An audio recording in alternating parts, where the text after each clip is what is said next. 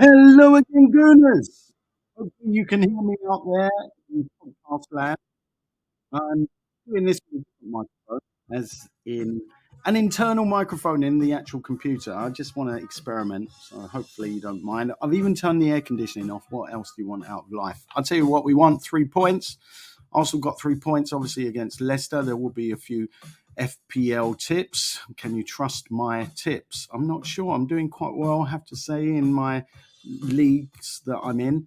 But we'll get to that in just a little while. But first of all, I wanted to draw your attention to an article that's been in the Independent. Uh, I quite like this one. I think the music's going to play again. I was quick enough to stop that. So, yeah, first of all, I was going to talk about the Independent newspaper, but instead I'll talk about something else. Garth Crooks claims 23-year-old Arsenal player has just lost all of his form. Who do you think that 23-year-old is? Well, it begins with N. And Ketia, I hear some of you say, well, do we agree with that?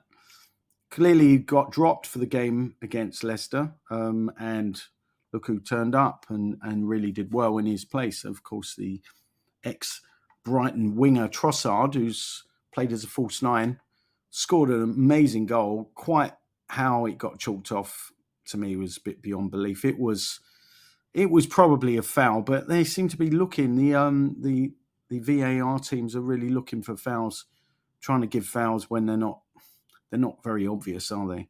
So, yeah, and as a result, the 3 points was great, but different kind of result. Jorginho and Trossard are really getting all the plaudits. Berkham-esque, one of the weblogs out there on Arsenal, the headline they're running is Jorginho and Trossard are pulling Arsenal through.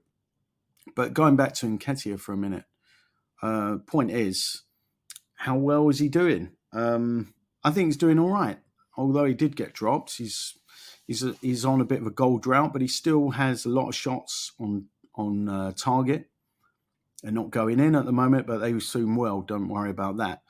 Even going to FPL for a moment, even the FPL pundits are suggesting that people should be bringing in Nketiah, but I think his price will drop in that game because basically, if you're not scoring points, then the so-called managers are gonna start selling you, and in that case, your price will drop. So I don't expect Nketiah is losing any sleep over that.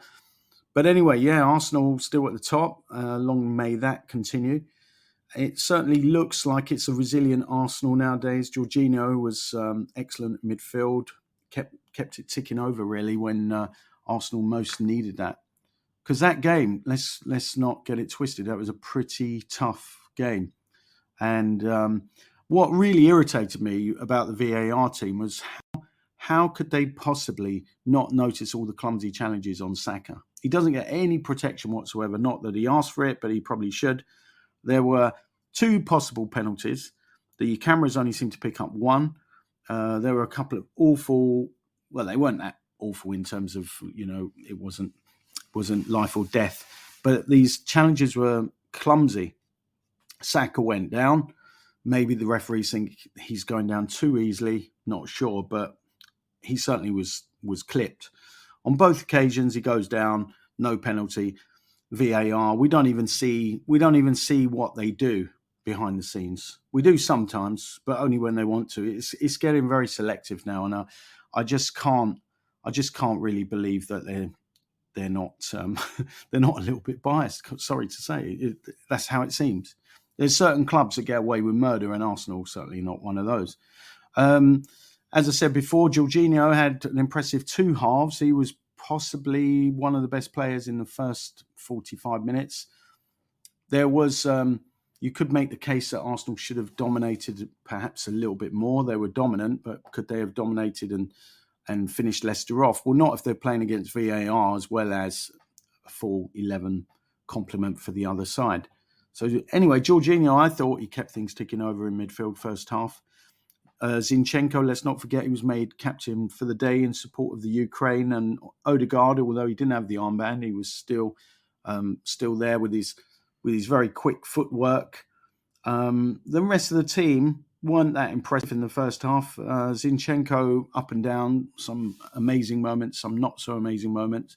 Xhaka started off quite poorly, I thought, and improved as the half went on. Trossard was one of the best players, in my opinion, in the first half. And in the second half, he was also very, very good too. Obviously, setting up the goal with a nutmeg, setting up the only goal of the game for the player I probably would have taken off Martinelli. I didn't think the first half he was that great, but you've got to give him credit for scoring and going through the pain barrier to score too. There was a challenge that came in, and he could have been cropped from that challenge, but luckily he wasn't. Gabriel, a lot of people saying he's the best Arsenal defender at the moment. Find that hard to argue with. White was much better in the second half. I thought he was a little bit ropey in the first. Obviously, his foul cost a goal, you might say, because apparently his foul, in inverted commas, was the reason why the first goal was disallowed. I found it, as I said, hard to take. Saliba improved. He wasn't challenged as much as he has been in other games, I suppose. But yeah, you got to be happy with his performance, I think. And what else? Ramsdale, clean sheet. I'll moan about that. And Ketio, I mentioned earlier, came on as a sub and ran around a fair bit. And I wouldn't say caused a lot of problems, but he considering he supposedly was carrying an injury, you wouldn't really think so because the way he was running, it didn't look that way. Partey came on. He didn't look quite at the races, so he'd obviously been carrying an injury. Tomiyasu came on last few minutes, so didn't really have a big influence on the game. I just wanted to, as I mentioned before, talk about the Independent, who've got a really interesting headline. The Arsenal compromise that could deliver unlikely Premier League title. Obviously, they're talking about Trossard and Jorginho. These two players were compromises in the transfer market. So the argument basically in the Independent is that had Arsenal signed Mudryk and Caicedo instead of Trossard and Jorginho, things could be very, very different. Maybe these two players would have taken much longer to settle, but these two experienced players who were much cheaper and available to Arsenal, because obviously Arsenal were out-trumped for Mudryk, which was a great shame. But then, look, he's not really set the world alight at Chelsea. That's not entirely his fault because he's not getting starts.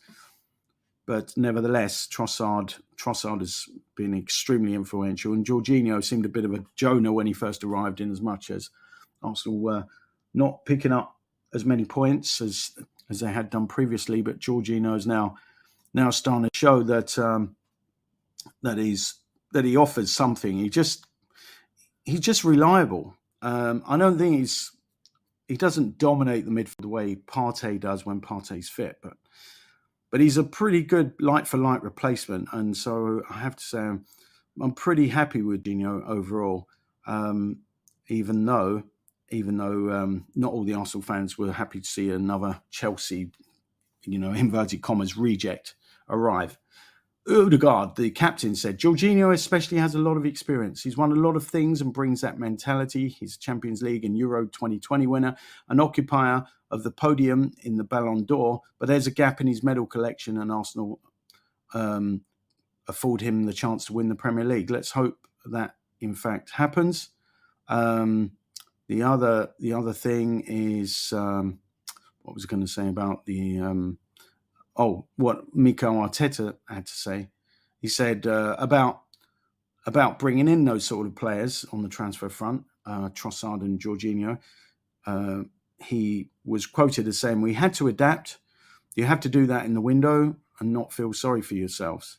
So the Independent ended that article. Second choice doesn't mean second rate or second place. So I did like that article. I thought it was pretty good.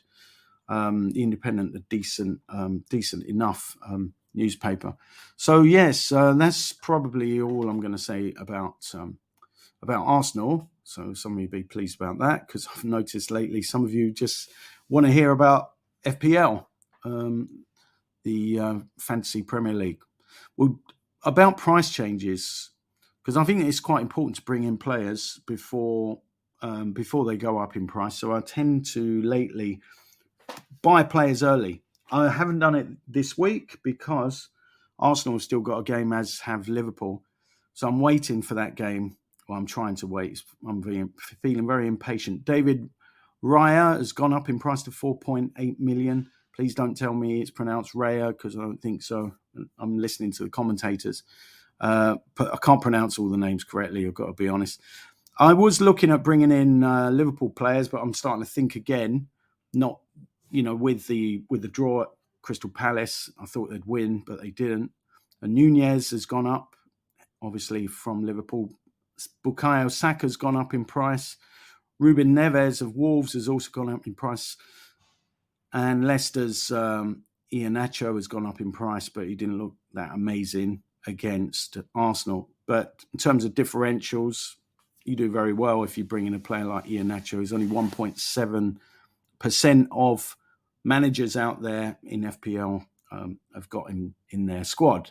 So players that have gone down in value, I'm starting to look at some of those, and I'm not feeling happy to see that some of these that I own. Marcus Rashford's gone down in price. I'm sure he'll go up again. Harry Kane's gone down in price. Surprise, surprise, but I'm sure he'll go up. Fabian Schär, not Shah, but Schär of Newcastle, he's gone down in price. But these things are going to change. These things are definitely going to change. These players, some of these were kicked out basically because of the double game week. And so I think I'll talk about that in a moment. Kevin De Bruyne has gone down in price. I've lost so much money. Luke Shaw's gone down in price. These are all players that I've got. So Mohamed Salah, who I don't have, has gone up in price, but he only got 3 points against Crystal Palace. So you've got to ask yourself, is it really the time to bring him in? The player I think I'd want to bring in right now is another Manchester United player. I think you can guess who it is. He's not my favourite player. He's, what can I say about him? He could be a replacement for De Bruyne, because if you look at the current form, Rashford has got the best form, 10.8 of midfielders. Fernandes of Manchester United, he's got pretty amazing form as well. So if I transferred out Kevin De Bruyne and brought him in, obviously I'll be quids in, as they say. So that sounds pretty good from my perspective. And I am seriously thinking about doing it. However, there's something else I need to discuss with you. Fixture difficulty rating. Now, I don't know if many of you look at this, but it's really important to look at the fixture difficulty rating before you bring in players. So game week 26 is a single game week. No teams have double game weeks. But if you look ahead, so you should do a bit of forward planning, really. If you look ahead to game week 27, you can see Brentford have got 2 green games. They're supposedly easy against Everton and Southampton. They're both away, though. And Brighton have got an away game against Leeds, which you'd expect them to possibly win, although Leeds got a win against Southampton the other day. And they're at home to Crystal Palace, but actually that's down as green and easy. But Brighton Palace is like a local derby, so I'm not sure that Brighton are going to necessarily come out on top. You'd fancy a draw there, but could be a 0-0. It's so hard to call. Those games are tight. Those games are really tight. So we're looking at that double game week. Obviously, Palace, also another team with 2 games in game week 27. They've got Manchester City at home, pretty tough, and Brighton away. So who should you bring in? And then Southampton have got Manchester United away and Brentford at home. So I'm looking at Brentford, really, because I feel that they've got Fulham next. Then they've got Everton away and Southampton away.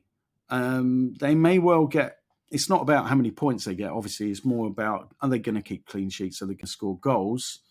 And the answer is they could do both, because they are quite an attacking side and they've got a decent keeper as well. So these players from Brentford, I'd certainly be looking at bringing in. Brighton, maybe Mitoma.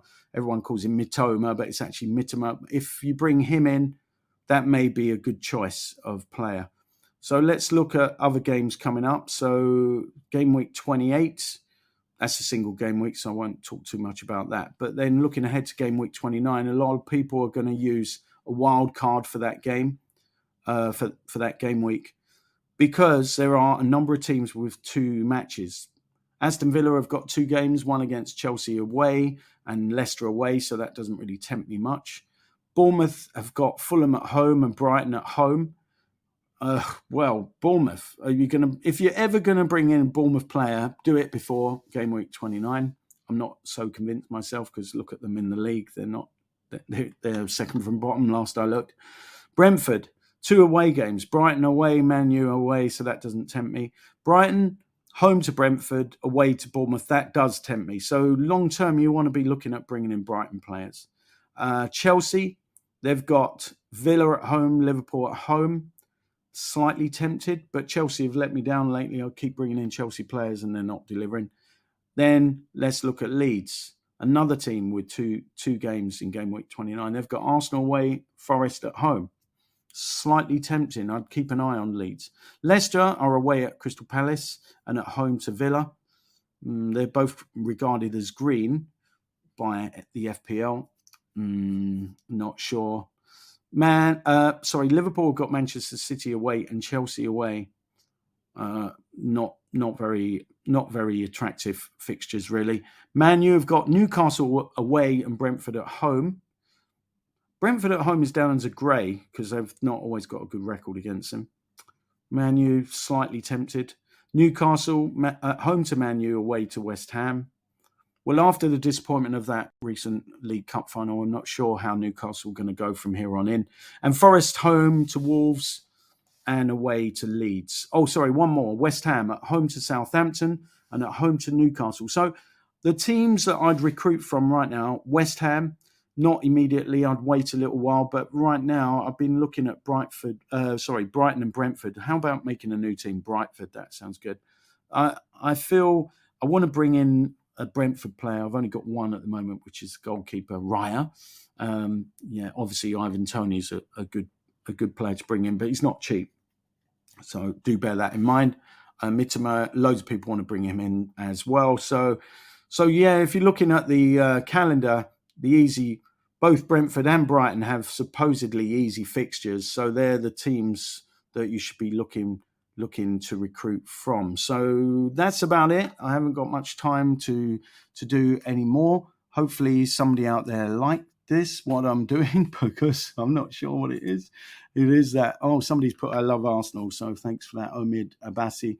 And it's good to hear from you. So I'm gonna leave it there unless there are anyone wants to call in, but obviously don't. Okay, until the next time, I want to say adios, amigos.